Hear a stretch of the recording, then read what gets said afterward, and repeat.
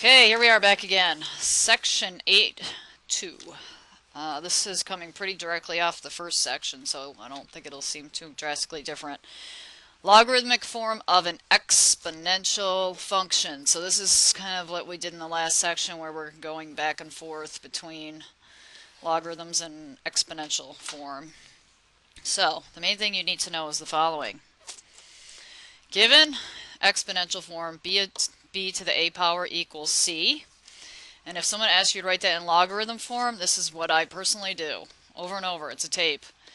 A logarithm is an exponent.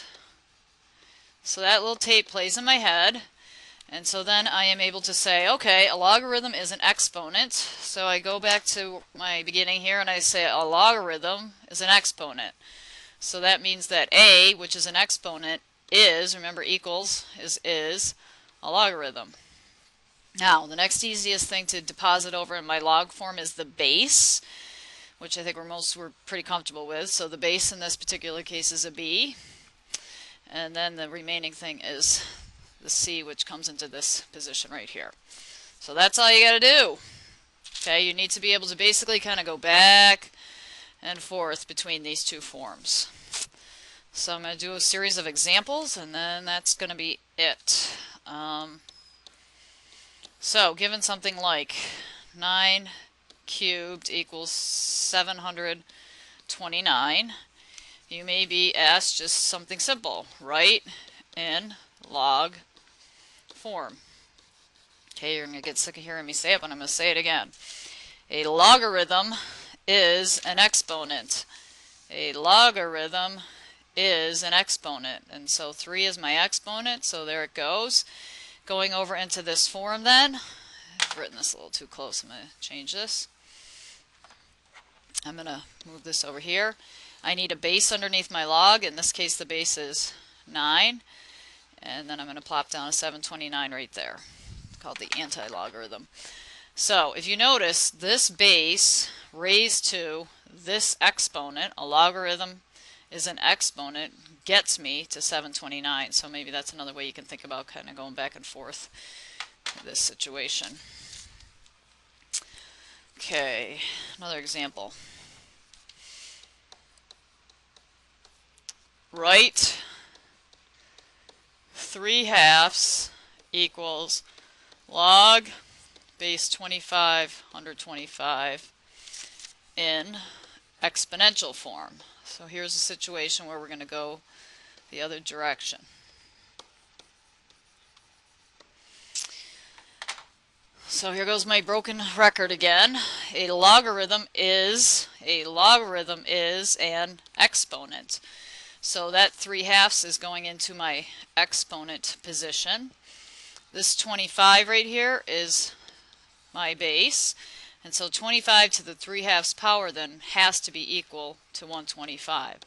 And this is maybe a little easier for you to confirm that we did that correctly, because remember we have the old power root. So square root of 25 is 5. 5 to the third power is 125, so that's written correctly. Okay, here's another one that's just a little bit, has a variable in it. So example 3. Find a when the log base 8 a is equal to 1/3. So oftentimes when you're given a problem like this and there is a variable, if you just rewrite it in what you know to be its exponential form, next thing you know you'll be able to figure out what the answer is. So here goes the broken record again. A logarithm is an exponent. So 1/3 is my exponent. The base, just like running around the bases, is the thing that goes below the exponent. And so that has to be equal to a. So you either use your calculator to figure out what 8 to the third power is, or realize this is the power, this is the root, the third root of 8 is 2. Done. So hopefully so far this isn't feeling too frightening.